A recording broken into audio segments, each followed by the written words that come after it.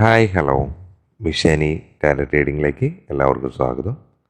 ഇന്ന് നമ്മൾ നോക്കാൻ പോകുന്നത്, നിങ്ങൾ മനസ്സിലുദ്ദേശിക്കുന്ന ഒരു വ്യക്തിയെ ഉദ്ദേശിച്ചുകൊണ്ടായിരിക്കാം ഒരുപക്ഷെ നിങ്ങൾ ഈ വീഡിയോ കാണുന്നത്.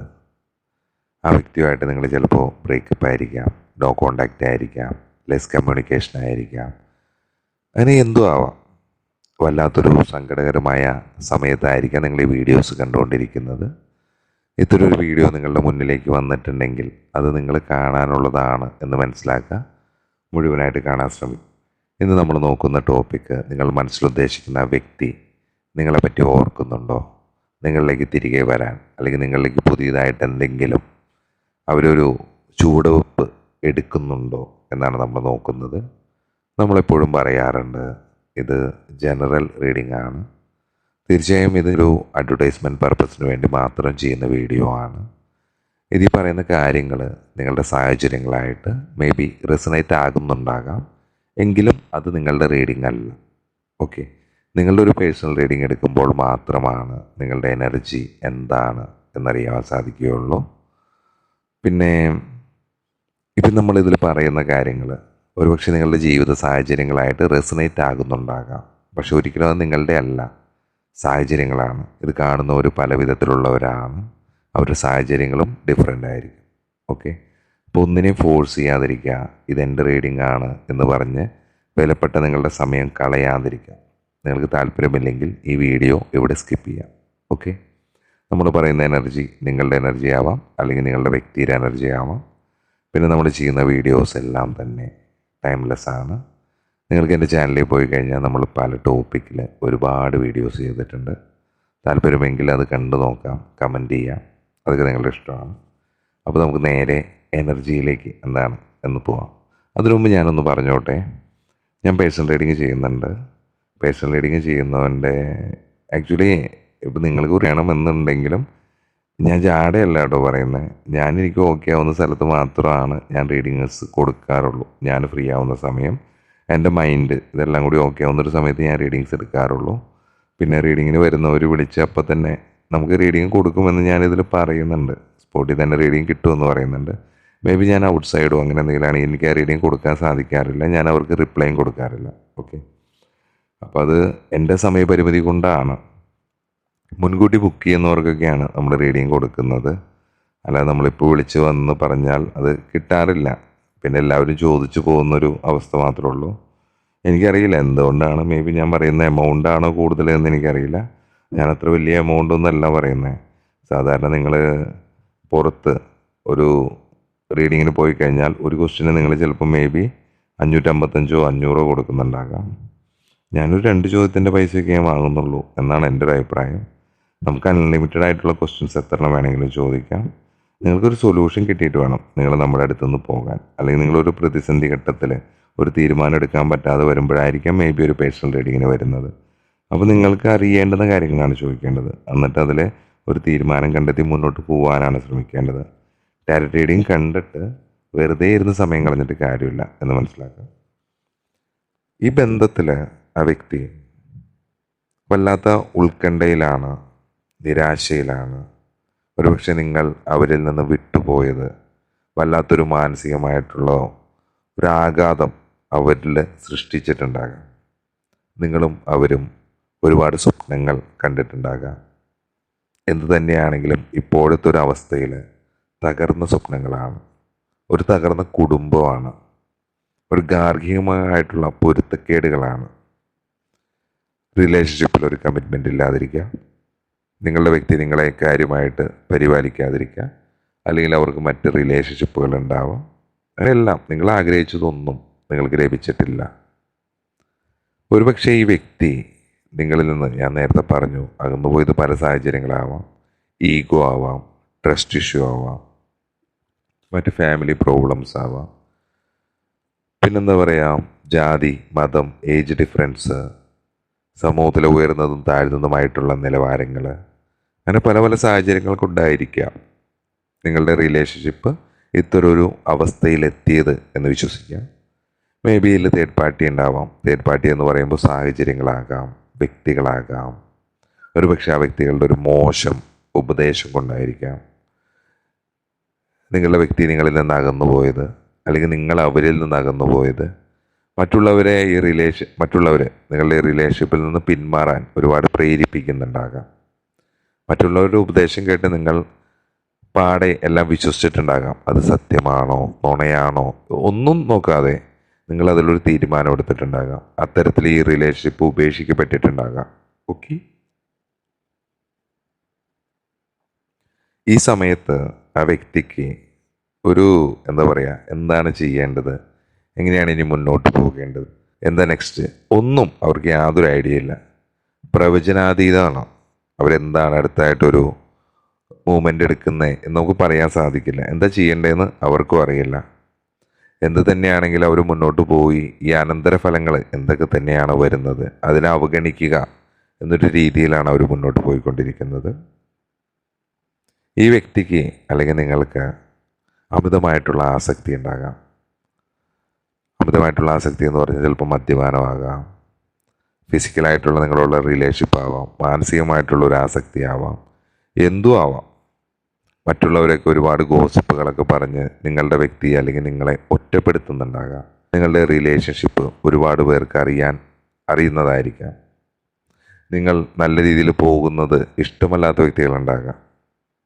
ഇതൊക്കെ സംഭവിക്കുന്നതാണ് റിലേഷൻഷിപ്പിൽ.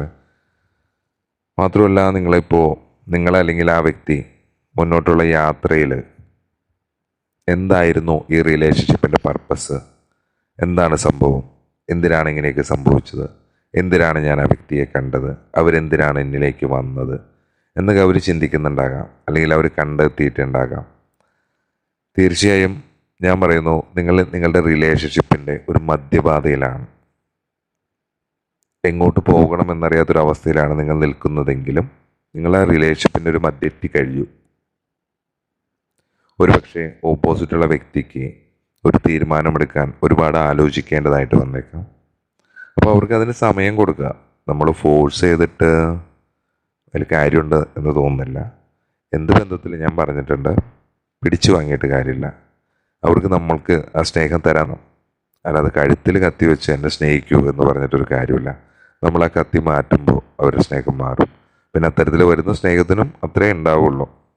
ഓക്കെ, നിങ്ങളെ സ്നേഹിക്കുന്നവരെ നിങ്ങൾ സ്നേഹിക്കുക, അതാണ് ഏറ്റവും വേണ്ടത്. ഏതൊരു റിലേഷൻഷിപ്പ് ആണെങ്കിലും അതിൽ ആത്മാർത്ഥത മുഴുവനായിട്ട് കാണിക്കുക, വഞ്ചിക്കാതിരിക്കുക നിങ്ങളുടെ പങ്കാളിയെ. അതാണ് എനിക്ക് പറയാനുള്ളൂ. ഏതൊരു റിലേഷൻഷിപ്പും ലോങ് ലാസ്റ്റിംഗ് ആയിട്ട് പോകണമെങ്കിൽ നിങ്ങൾ അത്തരത്തിലൊരു മുൻകൈ എടുക്കേണ്ടതായിട്ടുണ്ട്. നിങ്ങൾ മാത്രമല്ല, നിങ്ങളുടെ പങ്കാളിയും. നിങ്ങൾ പരസ്പരം മനസ്സിലാക്കാൻ സാധിക്കണം, കമ്മ്യൂണിക്കേറ്റ് ചെയ്യാൻ സാധിക്കണം, നിങ്ങളുടെ പ്രശ്നങ്ങളെ നിങ്ങൾക്കുള്ളിൽ തന്നെ പറഞ്ഞു തീർക്കാൻ സാധിക്കണം. അതൊരിക്കലും മറ്റൊരു വ്യക്തിയിലോട്ട് കൊണ്ടുപോകരുത്. അവരൊരു ഇടനിലക്കാരാക്കിയിട്ട് നിങ്ങളുടെ പ്രശ്നത്തിനെ സോൾവ് ചെയ്യാനും ശ്രമിക്കരുത്. ഈ സമയത്ത് നിങ്ങളല്ലെങ്കിൽ അവർ വല്ലാത്തൊരു ആഘാതത്തിലാണ്, ഉത്കണ്ഠയിലാണ്, നിരാശയിലാണ് എന്നൊക്കെ പറഞ്ഞു. ഒരുപക്ഷെ ഈ സമയം അവർ അവരുടെ വീട്ടിൽ നിന്ന് മാറി നിൽക്കുന്ന ഒരവസ്ഥയാവാം. അല്ലെങ്കിൽ നിങ്ങളാകാം, അത് ജോലി സംബന്ധമായിട്ടാകാം, അല്ലാതെ മറ്റെന്തെങ്കിലും കാരണങ്ങൾ കൊണ്ടാകാം.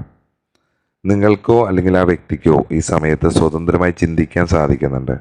നിങ്ങളുടെ ആഗ്രഹങ്ങളെ സാധിപ്പിക്കാൻ സാധിക്കുന്നുണ്ട്. എന്താണ് അടുത്തത് ചെയ്യേണ്ടത് എന്ന് നിങ്ങൾക്ക് മനസ്സിലാകുന്നുണ്ട്. കുറച്ച് പേരൊക്കെ ഒരു സ്പിരിച്വൽ വേലായിരിക്കാം. എന്തിനാണ് ഇങ്ങനെയൊക്കെ സംഭവിക്കുന്നത്, എന്തിനാണ് ഈ വ്യക്തി എന്നിലേക്ക് വന്നത് എന്നൊക്കെ അവർ ഒരുപാട് സെർച്ചിങ് ചെയ്യുന്നുണ്ടാകാം. ഒരുപാട് യൂട്യൂബ് വീഡിയോസ് കാണുന്നുണ്ടാകാം. തങ്ങളാൽ കഴിയുന്ന ഒരുപാട് അറിവുകളെ അവർ നേടിയെടുക്കുന്നുണ്ടാകാം. ഓക്കെ, കുറച്ച് പേരും ഒരു ധ്യാനം, ഏകാന്തത, അത്തരം ഇതിനായിരിക്കാം. എന്തു തന്നെയാണെങ്കിലും നിങ്ങൾക്കൊരു ആന്തരികമായിട്ടുള്ളൊരു മാർഗനിർദ്ദേശം ലഭിക്കുന്നുണ്ട്. ഇനി എന്താണ് ഈ റിലേഷൻഷിപ്പിൽ ചെയ്യേണ്ടത്, വാട്ട് ഈസ് നെക്സ്റ്റ് എന്നുള്ള എല്ലാ കാര്യങ്ങൾക്കും ഒരു പക്ഷേ നിങ്ങൾക്കൊരു സ്വപ്നത്തിലൂടെയോ ഒരു വീഡിയോയിലൂടെയോ അല്ലെങ്കിൽ നിങ്ങളുടെ പൂർവികന്മാരുടെ സ്വപ്നങ്ങളിലോ ആരോ പറയുന്നതായിട്ടോ നിങ്ങൾക്കൊരു തീരുമാനത്തിലേക്ക് എടുക്കാൻ പറ്റുന്നുണ്ട്. എന്താണ് ഞാനിനി ചെയ്യേണ്ടത്, അത്തരം കാര്യങ്ങൾ നിങ്ങൾക്ക് അറിഞ്ഞ് പ്രവർത്തിക്കാൻ സാധിക്കുന്നുണ്ട് ഈ സമയത്ത്, നിങ്ങൾക്ക് അല്ലെങ്കിൽ അവർക്ക്. ഞാൻ പറഞ്ഞല്ലോ, ഈ റിലേഷൻഷിപ്പ് നഷ്ടപ്പെട്ട ഈ ഒരു അവസ്ഥയിൽ അവരുടെ ഒരു സമനില നഷ്ടപ്പെട്ട രീതിയാണ്. അല്ലെങ്കിൽ നിങ്ങളുടെ ആയിരിക്കാം.